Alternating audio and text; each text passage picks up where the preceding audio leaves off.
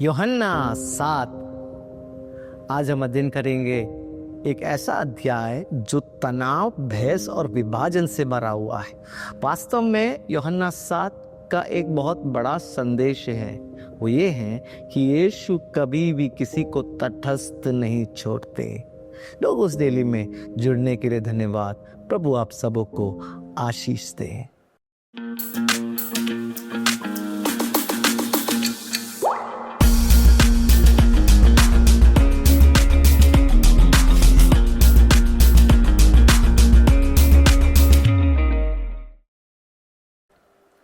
यीशु किसी को भी तटस्थ नहीं छोड़ते।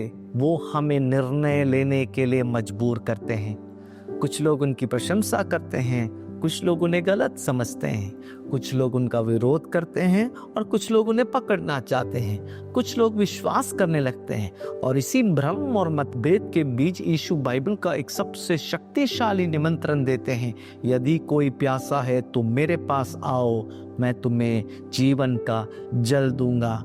तो अगर आज आप भ्रम, संघर्ष या लोगों की अलग अलग राय के बीच में जी रहे हैं, यूहन्ना 7 आपके लिए है। चलिए शुरू करते हैं यीशु और उनके भाइयों के एक सिक्का बात से। 1 से 9 आयत यूहन्ना लिखता है कि यीशु गलील पे रहे क्योंकि यहूदियों में लोग उन्हें मार डालना चाहते थे। फिर यहूदियों का झोपड़ियों का पर्व आता है और यीशु के अपने भाई उनसे कहते हैं, यहाँ से यहूदिया में चला जा और अपने काम दुनिया को दिखा। पर यूहन्ना एक दर्द भरा बात जोड़ता है, क्योंकि उसके भाई भी उस पर विश्वास नहीं करते थे। ये बहुत महत्वपूर्ण है। कई बार अपने आप को साबित करने का सबसे बड़ा दबाव हमारे सबसे करीबी लोगों से आता है। वे चाहते थे कि यीशु सार्वजनिक रूप में चमत्कार दिखाएं। वे चाहते थे कि यीशु प्रसिद्ध हो जाएं, पर यीशु उत्तर देते हैं, मेरा समय अभी नहीं आया। मतलब यीशु लोगों की अपेक्षाओं से नियंत्रित नहीं होते। यीशु पिता परमेश्वर के समय से नियंत्रित होते हैं। ये हमारे लिए भी एक सबक है। हम अवसर परमेश्वर की इच्छा से नहीं होती। हर एक अवसर उसकी तरफ से नहीं आता। हर खुला दरवाजा आपका बुलाहट नहीं होता। ये हमारे लिए भी एक सबक है। हर अवसर परमेश्वर की इच्छा नहीं होती। हर खुला दरवाजा आपका बुलाहट नहीं होता। कैसे चुपचाप से जाते हैं। परमेश्वर का काम जो है किसी के प्रचार का मोहताज नहीं है।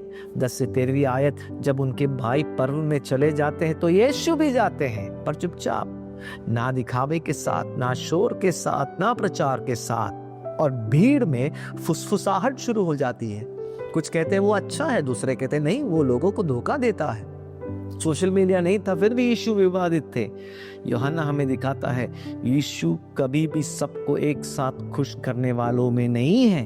वो हमेशा एक विभाजन रेखा रहे हैं। यीशु की शिक्षा जो है ये है कि वो संस्था के बिना अधिकार को रखते हैं।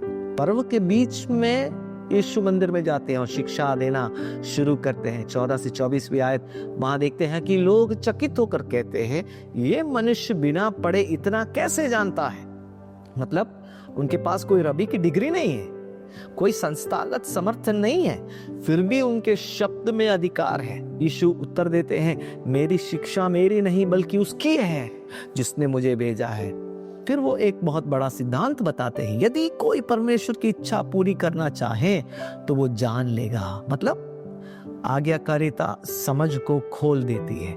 बहुत लोग कहते हैं पहले मैं समझूंगा फिर मैं मानूंगा, पर यीशु उल्टा सिखाते हैं, यदि आप सच में मानना चाहते हैं तो परमेश्वर आपको स्पष्टता देगा। फिर यीशु उनके पाखंड को उजागर करते हैं। वे यीशु पर सब्त के दिन चंगा करने का आरोप लगाते हैं, पर वे खुद सब्त के दिन खत्ता करते हैं। इसलिए यीशु कहते हैं, दिखावे के अनुसार न्याय मत करो, पर सही न्याय करो। आज के समय के लिए ये बहुत बड़ा वचन है। पर भीड़ में जो है एक विभाजन हो जाता है। ये कौन है? 25 से 36वीं आए। अब भीड़ में बहुत बहस शुरू हो जाती है, क्या यही मसीह है? पर हम जानते हैं कि ये कहां से है। जब मसीह आएगा कोई नहीं जानेगा कि वो कहां से है। और यीशु ऊंचे स्वर में कहते हैं, तुम मुझे जानते हो और ये भी जानते हो कि मैं कहां से हूं, पर मैं अपने आप नहीं आया। यूहन्ना लिखता है, वे उसे पकड़ना चाहते थे पर किसी ने हाथ ना लगाया। क्यों? क्योंकि उसका समय अभी भी नहीं आया था। ये बहुत सांत्वना देने वाली बात है। कोई शत्रु आपको छू नहीं सकता जब तक परमेश्वर अनुमति ना दे। यीशु कभी भी पीड़ित नहीं है, वो हमेशा नियंत्रण में है। सिपाही खाली हाथ लौटते हैं। उसके शब्दों ने रोक दिया। यूहन्ना 7:37 से लेकर 49वीं आयत जब आप पढ़ते हैं, वहां पर देखेंगे धार्मिक अगुए सिपाहियों को भेजते हैं कि यीशु को पकड़ कर लाएं, पर सिपाही खाली हाथ लौट आते हैं। अगुए पूछते हैं, तुम क्यों नहीं लेकर आए उसे? और सिपाही उत्तर देते हैं, किसी मनुष्य ने कभी ऐसा नहीं बोला जैसा ये बोलता है। ये बाइबल की सबसे महान गवाही है। उन्होंने ये नहीं कहा किसी ने कभी ऐसे चमत्कार नहीं किए, उन्होंने कहा किसी ने कभी ऐसा नहीं बोला। उनके शब्द में परमेश्वर का अधिकार था। महान निमंत्रण वो उनको देता है और कहता है 37 से 39वीं आयत में, जो इस अध्याय का चरम बिंदु है। यूहन्ना कहता है, पर्व के अंतिम दिन यीशु खड़े होकर ऊंचे स्वर में कहते हैं, यदि कोई प्यासा है तो मेरे पास आए और पिए। जो मुझ पर विश्वास करेगा उसके भीतर से जीवन के जल की नदियां बहेगी। क्योंकि झोपड़ियों के पर्व में पानी की एक विशेष रीति होती थी। वे जंगल में परमेश्वर के द्वारा दिए गए पानी को याद करते थे और उसी क्षण यीशु खड़े होकर कहते हैं, स्रोत में हूं, धर्म नहीं, रीति रिवाज नहीं, त्योहार नहीं, परंपरा नहीं, मैं जीवन का जल हूं। और यूहन्ना बताता है, ये उसने पवित्र आत्मा के विषय में कहा। मतलब जब आप यीशु के पास आते हैं, आप केवल क्षमा नहीं पाते, आप पवित्र आत्मा प्राप्त करते हैं जो भीतर एक नदी बन जाता है। अंत में निकोदेमुस दिखाई देता है फिर से 50 से 52वीं आयत में। वही व्यक्ति जो यूहन्ना 3 में आया था, वो कहता है, क्या हमारी व्यवस्था किसी मनुष्य का न्याय पहले सुने बिना करती है? ये अभी खुले और तौर पर यीशु को स्वीकार नहीं करता है, पर वो एक कदम उठाता है। कई बार विश्वास ऐसे ही शुरू होता है, एक विरोधी माहौल में साहस का छोटा सा कदम, और अगुए उसे ताना मारते, क्या तू भी गलील का है? मतलब वे उसका मजाक उड़ाते हैं। यूहन्ना 7 हमें सिखाता है, यीशु लोगों की राय को विभाजित करेंगे, पर वो प्यास से दिलों को बुलाएंगे।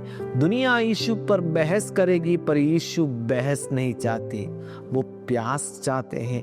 यदि कोई प्यासा है, आज अपने आप से पूछे, क्या मैं परमेश्वर के लिए प्यासा हूं या मैं केवल धर्म में व्यस्त हूं? क्या मैं लोगों की राय के पीछे चल रहा हूं या मैं यीशु के पीछे चल रहा हूं? क्योंकि वादा ये है, यदि आप यीशु के पास आएंगे और आप खाली नहीं रहेंगे, आप एक नदी बन जाएंगे।